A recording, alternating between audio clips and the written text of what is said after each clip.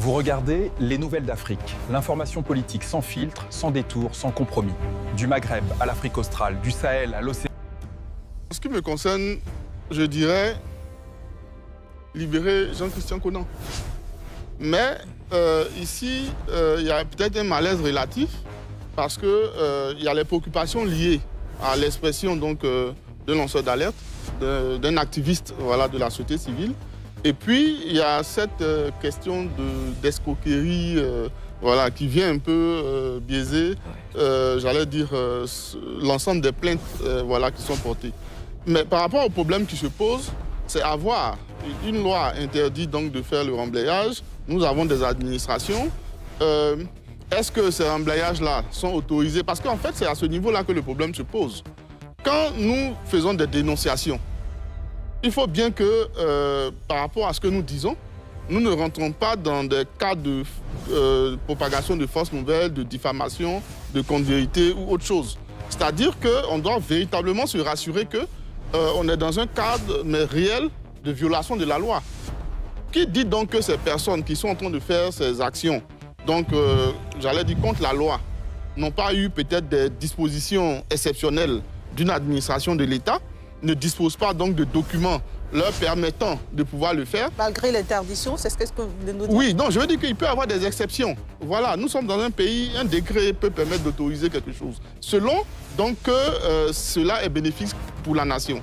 Et en la matière, au-delà de la Côte d'Ivoire, il y a des pays où même, j'allais dire, des projets immobiliers entiers sont réalisés sur des cours d'eau, ou même des cours d'eau sont créés pour réaliser des projets immobiliers. Ici, il faut bien pouvoir comprendre que lorsque un projet doit se faire, notamment on fait un remblayage, mais le remblayage c'est après pour faire une opération immobilière ou des infrastructures, cela est censé se faire avec des autorisations du ministère notamment en charge de la construction, avec la mairie concernée et tout, et avec des études d'impact environnemental et tout. Donc je veux dire qu'il faut vraiment savoir est-ce que tout ça est respecté. On peut aller sur le principe simplement qu'il y a un remblayage qui a été fait et que ça ne devait pas se faire, et puis faire les alertes. Mais si ces personnes... D'abord, il faut déplorer que quelqu'un soit privé de liberté, souhaiter qu'il puisse recouvrer sa liberté, ne pas souhaiter la prison à quiconque, peu importe les raisons. Un. Deux, il faut aussi dire que c'est un peu embarrassant d'en parler alors qu'il n'est pas libre. On a été interpellé aussi par le fait que ces avocats ou des personnes proches du dossier ne sont pas sur ce plateau. Et les gens peuvent avoir l'impression qu'il s'agit de l'accabler alors qu'il n'en est rien. On a vu le frère dit tout à l'heure, les deux plaider pour qu'il soit libéré. Mais en même temps, il y a des interpellations, il y a des questions à poser et c'est un peu embarrassant et gênant de le faire. Ce que moi je peux dire sur la question, c'est que oui, il y a un décret d'interdiction qui date de 2019, mais qui contient des exceptions à partir de l'article 4. C'est cet article 4-là et ces exceptions qui sont exploitées que dit l'article 4 vous l'avez? D'abord, l'article 2 dit le remblayage des rivages de la mer et des voies d'eau intérieures, notamment les lagunes, les fleuves, les chéneaux, etc., et les rivières communiquant avec la mer est interdit. Les aménagements paradigmatiques, trop enrochements ou pas temps sont également interdits. Exception de principe. Au principe, section 1, les opérations réalisées par l'État ou pour les motifs d'intérêt général.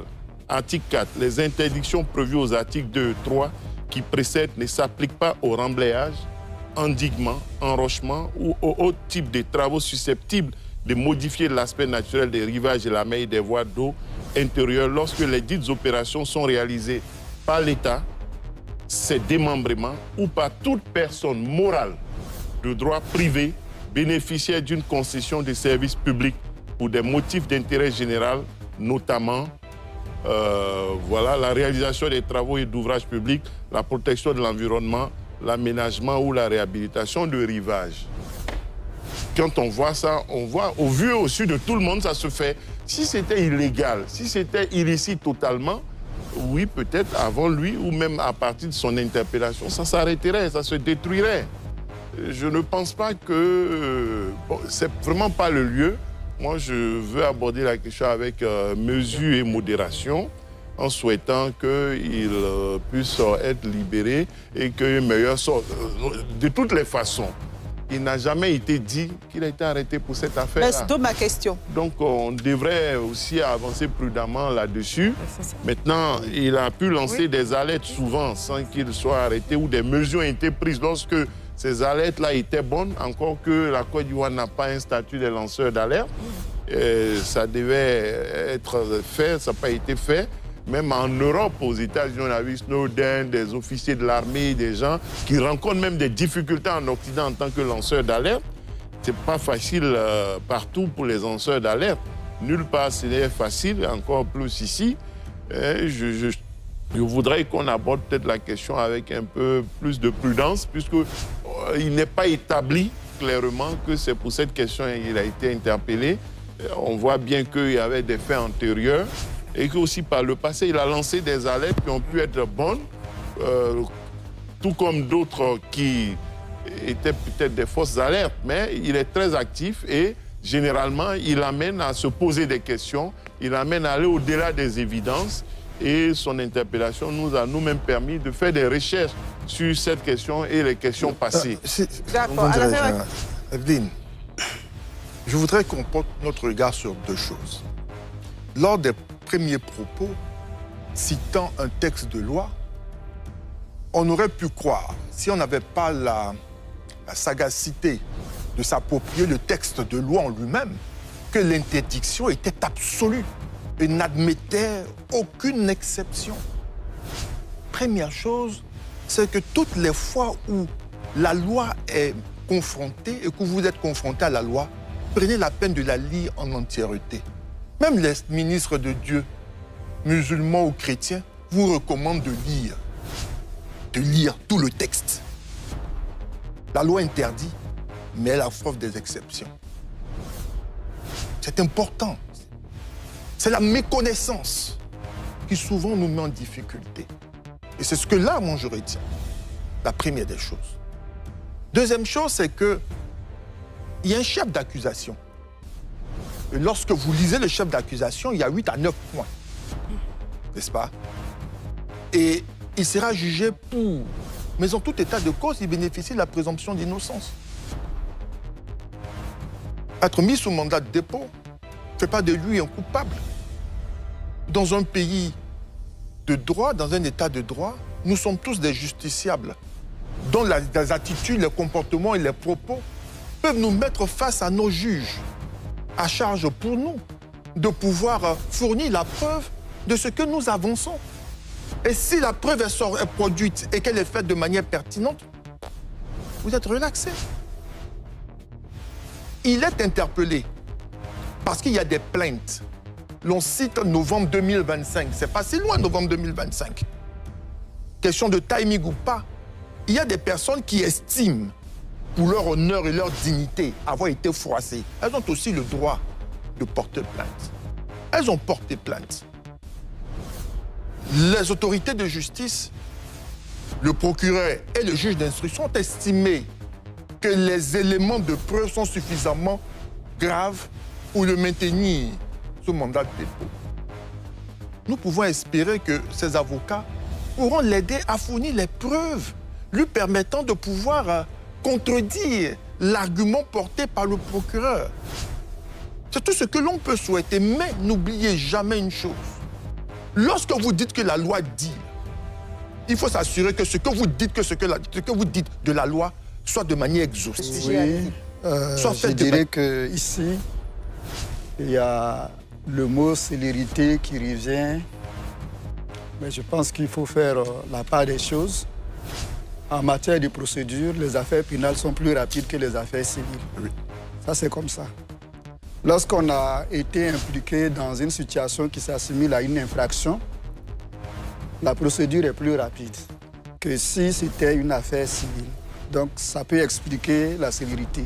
Mais essayons de revenir un peu, je dirais, en arrière pour comprendre quelque chose. Un lanceur d'alerte est une personne qui récolte des informations et qui se charge de les vérifier avant de les partager avec les autres dans le but d'attirer l'attention du public. Le lanceur d'alerte, en fait, si on reste dans le domaine du droit, ils ne dénoncent pas. Parce que la dénonciation est un élément de procédure.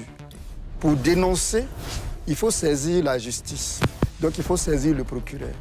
La dénonciation peut être écrite, elle peut être verbale, mais c'est le fait de porter à la connaissance de l'autorité judiciaire que vous avez découvert une situation qui s'assimile à une violation de la loi. Ce que vous attendez de l'autorité judiciaire, c'est l'ouverture d'une enquête permettant de corroborer vos allégations et qu'une poursuite soit ouverte à l'égard de ceux qui ont posé les actes. Alors que le lanceur d'alerte, lui, il est dans une autre approche qui consiste à récolter les informations, à les vérifier et à se dire qu'il y a une situation qui est grave. Je dois partager avec les autres pour qu'ensemble, on soit au même niveau d'information. Est-ce que c'est pas ce qu'il a fait, Jean-Christian Conon? J'en viens. Et qu'on soit au même niveau d'information pour que, de façon générale, on puisse avoir la même réaction qui consiste à désapprouver l'acte qui porte atteinte, par exemple, à l'environnement, à l'intérêt public. Dans cette déclaration, ce qui est attendu du lanceur d'alerte, c'est de ne pas tomber dans la diffamation, c'est de ne pas avoir des informations qui ne sont pas totalement vérifiées et de ne pas se substituer surtout, on va dire, à l'autorité policière ou judiciaire dans sa démarche.